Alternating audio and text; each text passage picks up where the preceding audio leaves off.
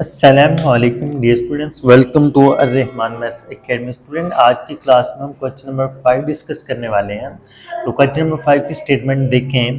A plank is place straight upstairs that 20 centimetre wide and 16 centimetre deep. एक plank जिसे हम कहते हैं तख्ता कह लें, तख्ती कह लें, या कोई जिसे हम फटा कहते हैं आम जुबान में, कहते हैं कि वो सीढ़ियों के ऊपर पड़ा हुआ बिल्कुल स्ट्रेट। ठीक है, आगे कहते हैं a rectangular box of height 8 centimetre and width x centimetre is placed on stairs under the plank. यानी कि ये जो हमारे पास तख्ता है ना, ये सीढ़ियों के ऊपर है, और इस सीढ़ियों के नीचे है ना, जो हमारे पास सीढ़ियों के नीचे हमारे पास एक बॉक्स है जिसकी जो हाइट है ना वो 8 सेंटीमीटर है, उसकी जो विड्थ है ना वो x सेंटीमीटर है।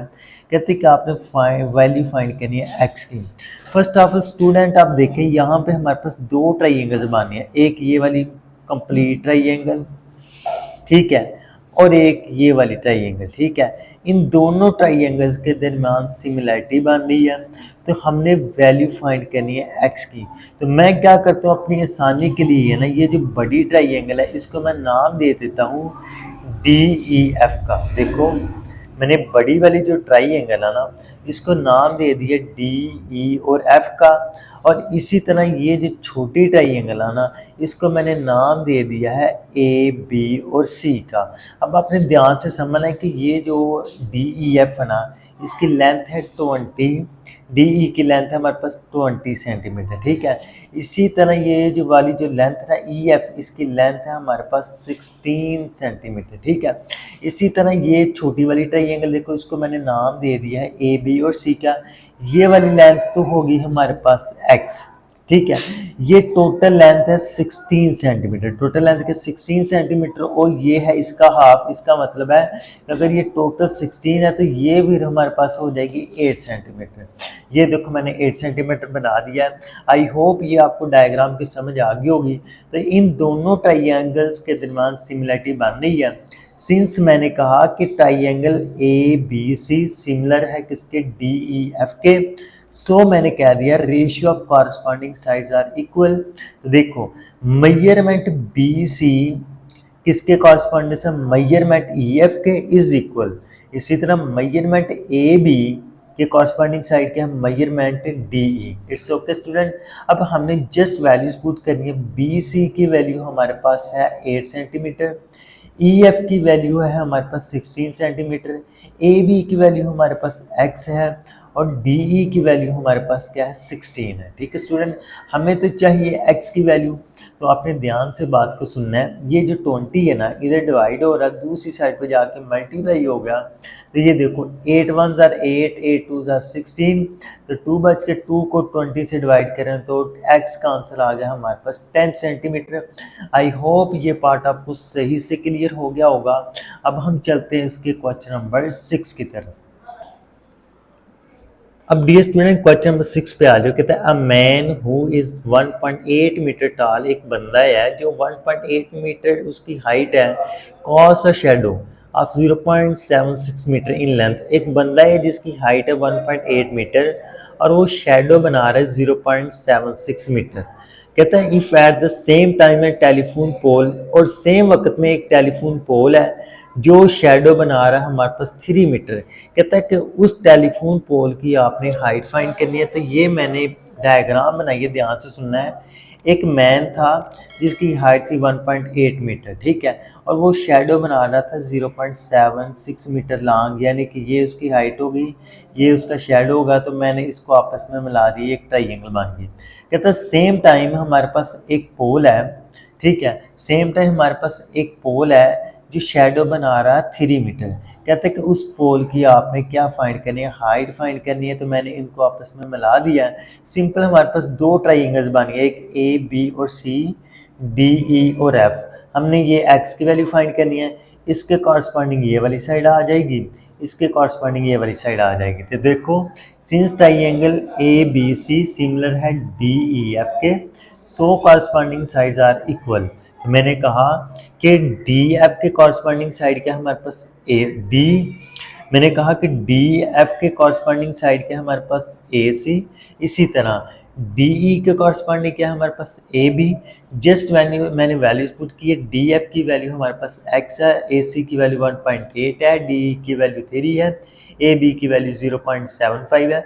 अब हमें तो चाहिए एक्स की वैल्यू, 1.8 इधर डिवाइड हो रहा है, उधर जाके मल्टीप्लाई हो गया, 3 के ऊपर मल्टीप्लाई करवा दें, जो आंसर आएगा उसको 0.75 से डिवाइड करवा दें, तो ये आपके पास x का आंसर आ जाएगा। आई होप ये पार्ट भी आपको सही से क्लियर हो गया होगा। अब हम चलते हैं इसके नेक्स्ट क्वेश्चन की तरफ। अब क्वेश्चन नंबर 7 पे आ जाओ स्टूडेंट। ये थोड़ा सा डिफरेंट क्वेश्चन है और थोड़ा सा लेंथी भी है लेकिन इजी है। कहते हैं find the value of x y and z in the given figure.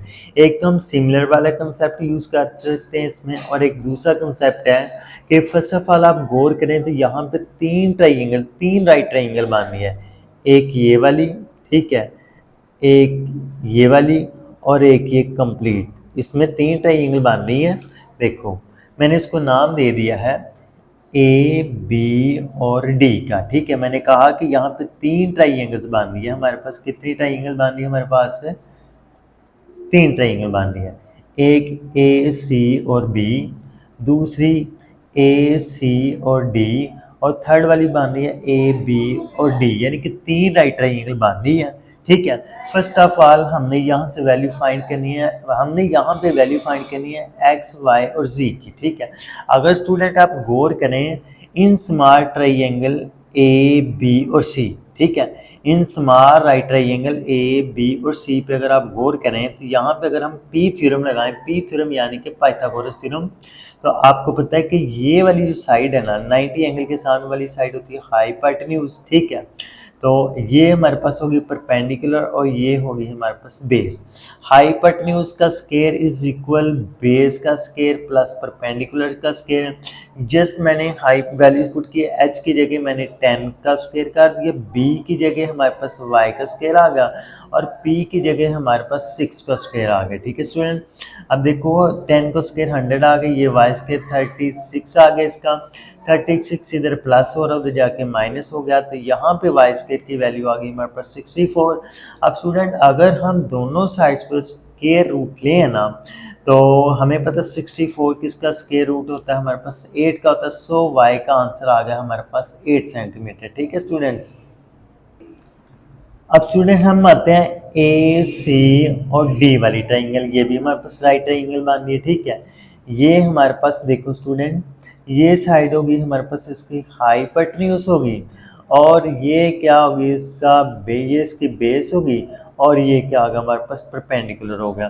तो मैंने यही थ्योरम लगाया, hypotenuse square is equal base के प्लस परपेंडिकुलर स्क्वायर। हाइपोटेन्यूज की जगह जी का स्क्वायर, बी की जगह वाई का स्क्वायर, पी की जगह एक्स का स्क्वायर आ गया, तो ये जी स्क्वायर ऐसे ही y की जगह हमारे पास 8 आया। 8 कहाँ से है? ये जो ऊपर हमने फाइंड किया, y की जगह 8 का स्क्वायर और p ये x स्क्वायर ऐसे ही आ गया। तो यहाँ से हमने क्या दिया कि जो जी स्क्वायर की वैल्यू है ना वो क्या आ गई, तो यहाँ से हमने क्या दिया कि जो z की वैल्यू है ना वो हमारे पास आ गई 64 प्लस एक्स स्क्वायर। इसको मैंने इक्वेशन नंबर 1 का नाम दे दिया। अब स्टूडेंट ये हम बड़ी वाली ट्राइंगल लेते हैं ए बी और डी वाली, ठीक है। इसमें हम कहते हैं ये हमारे पास परपेंडिकुलर साइड है, ये हमारे पास इसकी बेस है और ये हमारे पास हाइपोटेन्यूज है। स्टूडेंट यहाँ पे हाइपोटेन्यूज में आपने कंफ्यूज नहीं होना, हाइपोटेन्यूज में देखो ये वाली लेंथ भी है और ये वाली लेंथ भी है, यानी कि 6 प्लस एक्स हो जाएगा, ठीक है स्टूडेंट्स। स्टूडेंट बड़े वाले ट्राइंगल में also using P theorem in right triangle A B C hypotenuse का स्क्वायर इज इक्वल बेस का स्क्वायर प्लस परपेंडिकुलर का स्क्वायर, बल्कि ये हमारे पास है ए बी और डी, ठीक है स्टूडेंट। तो हाइपोटेन्यूज की जगह एक्स प्लस 6 होल स्क्वायर आ गया, बेस की जगह जी स्क्वायर आ गया, ये परपेंडिकुलर की जगह 10 का स्क्वायर आ गया, ठीक है। अब ये देखो इसका फार्मूला अपन करें a square plus 2ab plus b square, जी का स्क्वायर ऐसे 10 का स्क्वायर 100 आ गया। तो ये देखो एक्स स्क्वायर ऐसे ही 2 6 12x आ गया, 36 ऐसे ही आ गया।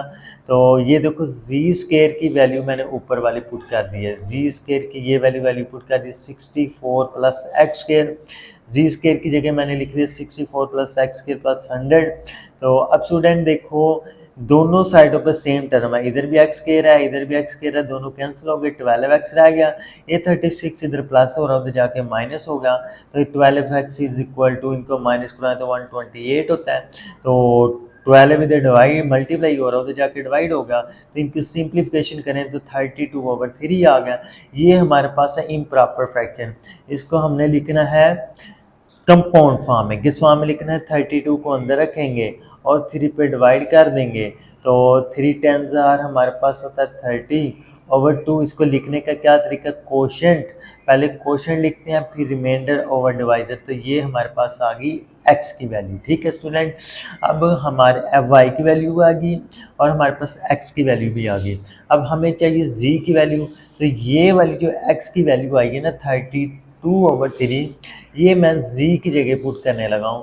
तो देखो स्टूडेंट, z की जगह पुट के z स्क्वायर ऐसे ही, 64 ऐसे ही, ये भी नहीं लेना आपने, 64 ऐसे ही, और x की जगह मैंने पुट कर दिया 32/3, 64 ऐसे ही, 32 का स्क्वायर होता है 1024, 3 का स्क्वायर होता है 9, तो इनका अगर एलसीएम लें तो एलसीएम आ जाता है 9 को अगर हम मल्टीप्लाई करें 64 से तो ये बनता है 576, 9 से कैंसिल, ये वाली वैल्यू आ गई। इन दोनों को प्लस के 16/9 आ गया। तो अब स्टूडेंट इधर भी स्क्वायर है, और अगर हम दोनों तरफ स्क्वायर रूट ले लें, स्क्वायर रूट से कैंसिल, तो 1600 हमें पता है 40 का स्क्वायर रूट होता है और 9 3 का स्क्वायर रूट होता है। इनको भी अगर हम कंपाउंड फॉर्म में लिखें तो वो होता है हमारे पास 13 होल 1/3। तो आई होप स्टूडेंट ये क्वेश्चन भी आपको सही से क्लियर हो गया होगा।